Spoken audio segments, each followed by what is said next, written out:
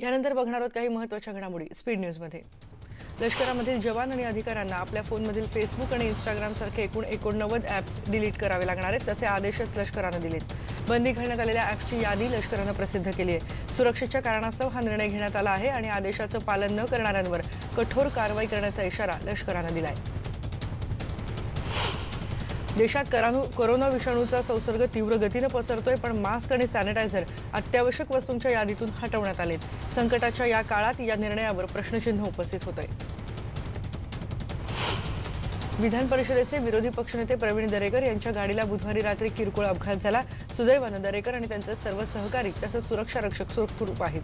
मालेगावहून जळगावला जाताना दरेकरांच्या गाडीला नशिराबादजवळ पोलिसांच्या गाडीने मागून धडक दिली। गेल्या 3 महिन्यांपासून सुरू असलेले लॉकडाऊन आणि आता पावसाने जोर पकडल्याने त्याचा परिणाम भाजीपाल्याच्या व्यवसायावर झालाय। वाशीतल्या एपीएमसी मार्केटमध्ये ग्राहकांचे प्रमाण 20 ते 30% घटले। त्यामुळे घाऊक मार्केटमध्ये भाज्यांचे दर स्थिर असले तरी किरकोळ मार्केटमध्ये भाज्यांचे दर महागले आहेत। नवी मुंबईमधल्या एपीएमसी मार्केटमध्ये दररोज 200 ते 250 गाड्यांची आवक होती।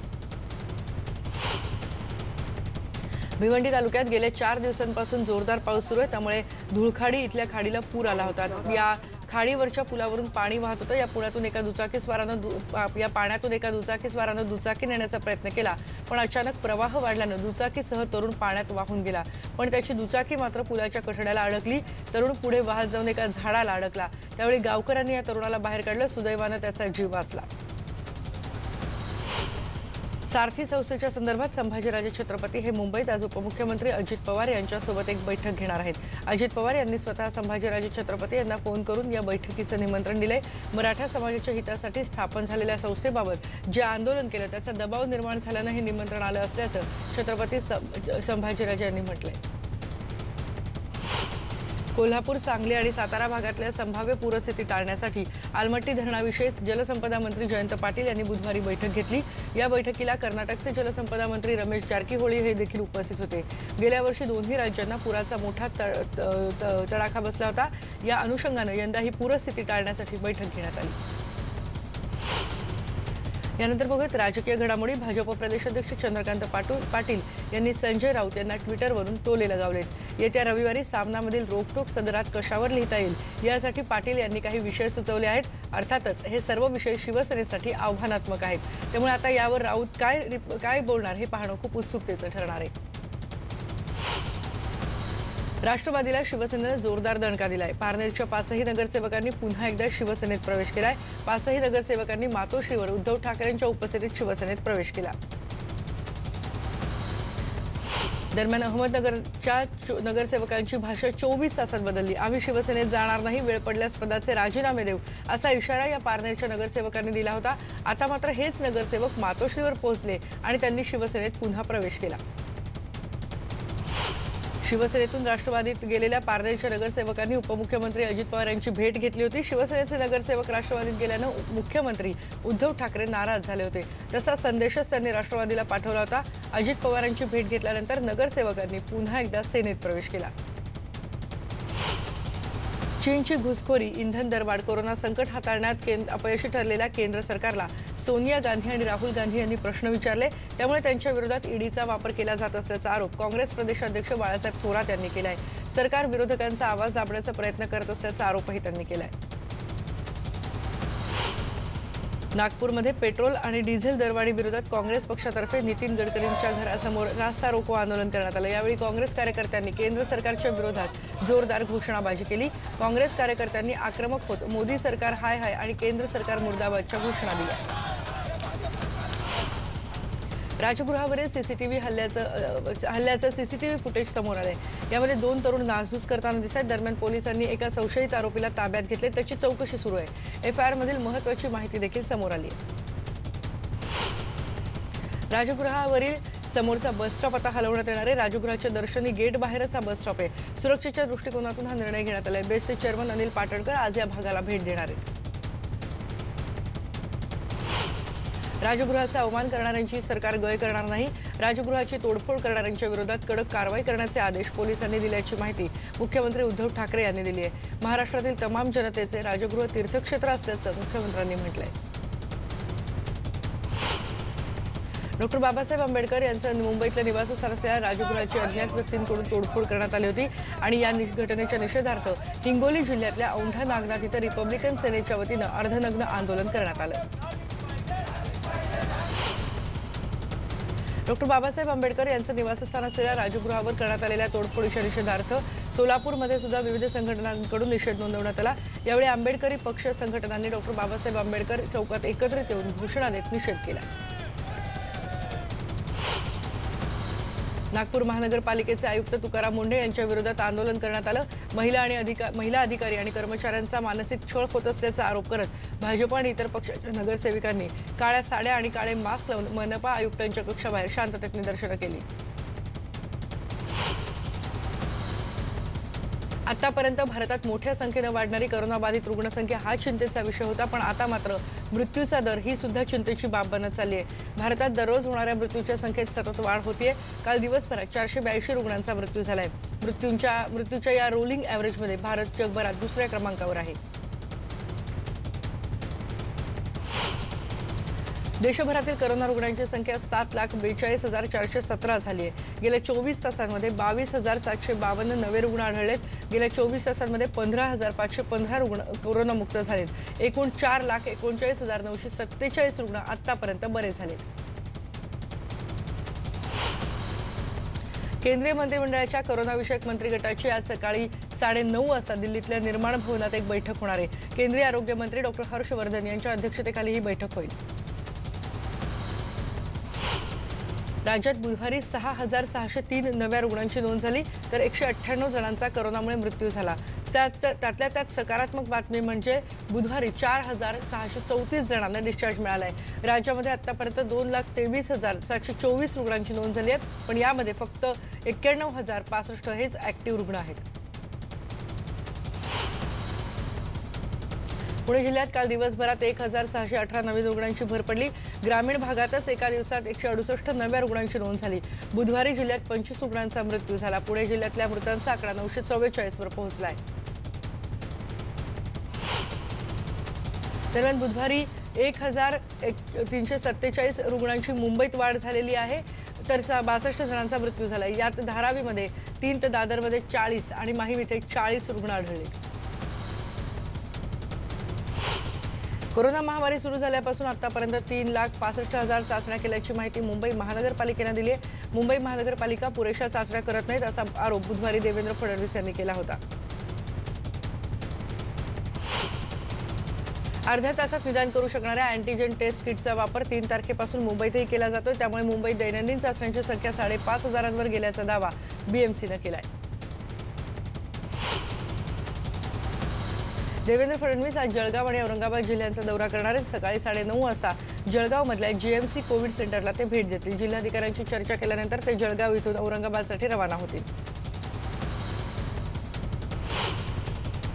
धुळे जिल्ह्यात गेल्या 24 तासात 99 रुग्णांचे अहवाल पॉझिटिव्ह आले होते। त्यामुळे धुळे जिल्ह्यातल्या रुग्णांची संख्या 1,393 इतकी झाली आहे, तर आणखी एका रुग्णाचा मृत्यू झालाय। कोरोनामुळे मृतांची संख्या आता 68 झाली आहे।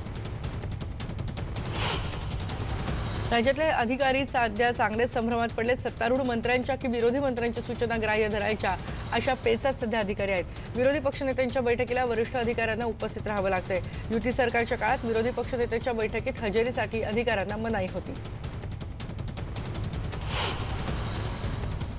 लातूर जिल्ह्यातल्या एका आमदाराला कोरोनाची लागण झाली आहे। त्यांच्यासोबत त्यांचा मुलगा देखील बाधित झालाय। रुग्णाची ओळख पटू नये यासाठी आमदाराचं नाव जाहीर करण्यात येत नाहीये। एकीकडे कोरोना रुग्णांना वेळेत रुग्णवाहिका तसंच हॉस्पिटल मिळत नाहीत, तर डोंबिवलीमध्ये आता अंत्यसंस्कारासाठी स्मशानभूमी मिळत नाहीये। डोंबिवलीतल्या स्मशानभूमीतल्या गॅस दाहिनी बंद आहे, त्यामुळे तिथे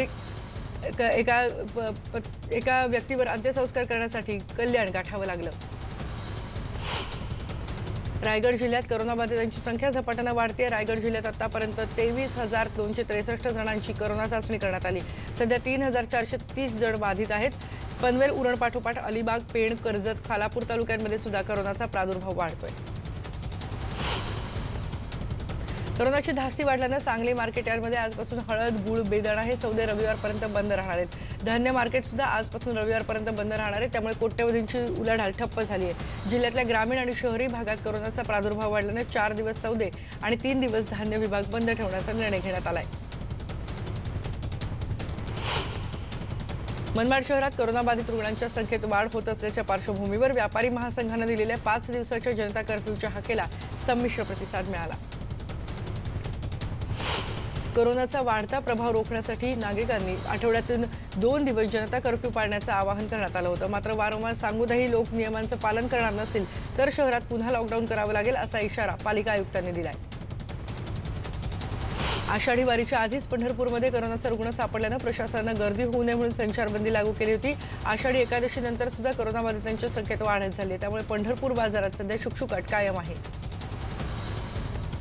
कोरोनाबाधित रुग्णाला 1 लाख तर कोरोनाबाधित मृतांच्या कुटुंबाला 10 लाख रुपये देण्याची मागणी करण्यात आली आहे. या मागणीसाठी बहुजन समाज पक्षानं बुलढाण्यामध्ये धरणं आंदोलन केलं. बुलढाणा जिल्ह्यात बुधवारपासून पुढचे 25 दिवस लॉकडाऊन जाहीर झाले. असं असताना सुद्धा नियमांचं उल्लंघन केल्याप्रकरणी मलकापूर शहर पोलिसांनी शहरात 52 व्यक्तींविरोधात गुन्हा दाखल केलाय. मास्क न वापरला नाही तर 26,000 रुपये दंड आणि दुचाकीवरून फिरणाऱ्या 120 दुचाकीधारकांकडून 42,000 रुपये वसूल करण्यात आले. वाशिममध्ये कोरोनाचा संसर्ग रोज वाढतोय. त्यामुळे खबरदारी म्हणून रिसोड बाजार समितीचे सगळे शेड्स तसंच प्रांगण सॅनिटाईज करण्यात येत आहे. शेतकरी, खरेदीदार, आडते आणि हमाल यांना बाजार समितीमध्ये कोणतीही बाधा पोहोचू नये यासाठी खबरदारी घेतली जाते. अमरावती जिल्ह्यातल्या नांदगाव पेठ इथे नर्स असलेल्या अर्चना लादे यांना 1.5 महिन्यापूर्वी कोरोनाची लागण झाली होती. त्या कोरोनामुक्त झाल्या होत्या. त्यानंतर गावातल्या लोकांनी त्यांच्यावर बहिष्कार घातला होता. त्याची बातमी न्यूज 18 लोकमतनं दाखवल्यानंतर अखेर पालकमंत्री यशोमती ठाकूर यांनी महिलेच्या घरी जाऊन त्यांची भेट घेतली. महिलेला सर्वतोपरी मदत करणार असल्याचं आश्वासन सुद्धा त्यांनी दिलंय. आणि यानंतर आपण बघू इथे एक ब्रेक घेतोय. ब्रेकनंतर बघणार आहोत आणखी काही घडामोडी.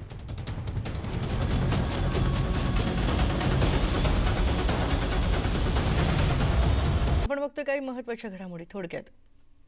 गेल्या 4 दिवसांपासून भिवंडी परिसरात तुफान पाऊस सुरू आहे. त्यामुळे कामवारी नदीला पूर आलाय. या कामवारी नदीच्या पात्रात परिसरातली मुलं परिसरातल्या एक पाण्याचा मोठा प्रवाह वाहतोय आणि तरी सुद्धा इथे मुलं पोहायला जात आहेत. पालकांचं आणि महानगरपालिकेचं सुद्धा इथे लक्ष नाहीये. त्यामुळे अक्षरशः जीव घेणे प्रकार इथे पाहायला मिळत आहेत. महाराष्ट्राची वरदायिनी मानल्या जाणाऱ्या कोयना धरण पाणलोट क्षेत्रामध्ये पावसाचा जोर वाढलाय. धरणात प्रतिसेकंद 22,900 क्युसेक पाण्याची आवक होतीये. धरणात पाण्याची आवक वाढल्यानं 37 TMC पाणी साठा झालाय. तर धरणातून पायथागृहातून 2100 क्युसेक पाण्याचा विसर्ग केला जातोय. निसर्ग चक्रीवादळात उद्ध्वस्त झालेल्या बागायतदार शेतकऱ्यांना हेक्टरी 50,000 रुपये नुकसान भरपाई जाहीर करण्यात आली. आता ही मदत शेतकऱ्यांच्या खात्यात पाठवली जाते. काही शेतकऱ्यांना ही मदत मिळाली सुद्धा, परंतु मिळणाऱ्या नुकसान भरपाईबद्दल बागायतदार शेतकरी नाराजी व्यक्त करतात. सिंधुदुर्गातली जगप्रसिद्ध वेळागर किनारपट्टी समुद्राच्या उधाणामुळे उद्ध्वस्त झाली आहे. किनारपट्टीचा मोठा भाग समुद्राने गिळंकृत केला आहे. उधाणामुळे विजेचे खांब कोसळलेत. या उधाणामुळे वायंगणी किनारपट्टीचं सुद्धा नुकसान झालंय. किनारपट्टी लगतची वस्ती सुद्धा धोक्यात आली आहे. सिंधुदुर्गातल्या पावसामुळे काही भागात पाणी भरलंय. कसाल पुलाजवळ हायवेला लागून असलेल्या 3 घरांना पाण्यानं वेढल्यामुळे स्थानिकांनी जीव धोक्यात घालून इथल्या घरातल्यांना बाहेर काढलं. हायवे चौपदरीकरणात पाण्याचे नैसर्गिक प्रवाह ठेकेदारानं बदलल्यामुळे या ठिकाणी आता पुराचा फटका इथल्या लोकांनाही बसू लागलाय. रत्नागिरी जिल्ह्यात बुधवारी जोरदार पाऊस झाला. समुद्राला सुद्धा उधाण आलं होतं. गेले काही दिवस सतत पडणाऱ्या पावसामुळे भात लावणीला वेग आलाय. यामुळे शेतकरी मात्र आनंदात आहेत.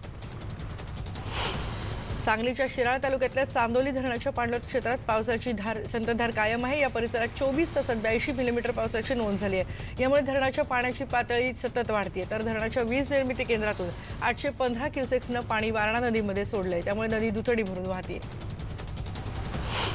कोल्हापूर जिल्ह्यात गेल्या काही दिवसांपासून सुरू असलेल्या पावसानं जिल्ह्यातले 32 बंधारे पाण्याखाली गेलेत. पावसामुळे पंचगंगा नदीचं पाणी 23 फुटांवर आलंय. तर ताम्रपर्णी आणि घटप्रभा नद्यांनाही पूर आलाय.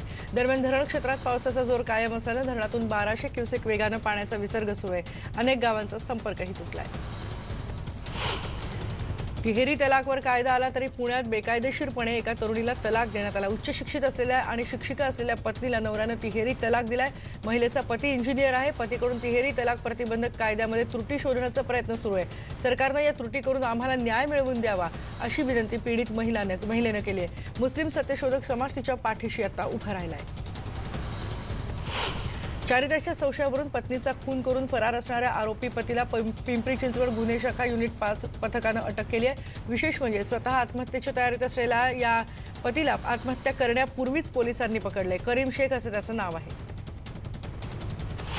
बुलढाणा शहराला लागूनच असलेल्या जांभरुण गावात वन विभागाकडून 8 फूट लांबीच्या अजगराला वाचवण्यात आलं। शिवाजी मुळे यांच्या गोठ्यात मोठा अजगर असल्याची माहिती वन विभागाला मिळाली। अजगराला पकडून बुलढाणा शहराजवळच्या ज्ञानगंगा अभयारण्यात सोडण्यात आलं। भंडारा जिल्ह्याच्या लाखनी तालुक्यातल्या मारेगाव इथे गावाशेजारी एका शेतामध्ये धामण प्रजातीच्या सापांची प्रणय क्रीडा पाहायला मिळाली। यासाठी अनेक गावकऱ्यांनी गर्दी केली होती। लाखनी तालुक्यातल्या मारेगाव इथे स्वप्नील खंडाईत यांच्या शेतात ही प्रणय क्रीडा सुरू होती। धुळे पोलिसांना आव्हान देणाऱ्या चोरीचा पोलिसांनी 24 तासात छडा लावला। या प्रकरणात पोलिसांनी 3 संशयितांना ताब्यात घेतले। त्यांच्याकडून सुमारे 5.5 लाख रुपयांचा मुद्देमालही जप्त करण्यात आला। यामध्ये वेगवेगळ्या कंपन्यांचे 41 मोबाईल आहेत। बनावट फेसबुक अकाउंट उघडून महिलांना रिक्वेस्ट पाठवून प्रोफाईलवरचे फोटो वापरून महिलांचे अश्लील फोटो तयार करणाऱ्या धमकी देणाऱ्या आरोपीला बारामती पोलिसांनी रंगेहात पकडले। आणि यानंतर स्पीड न्यूजमध्ये आपण इथेच थांबतोय, पण ताज्या घडामोडींसाठी पहा फक्त न्यूज 18 लोकमत।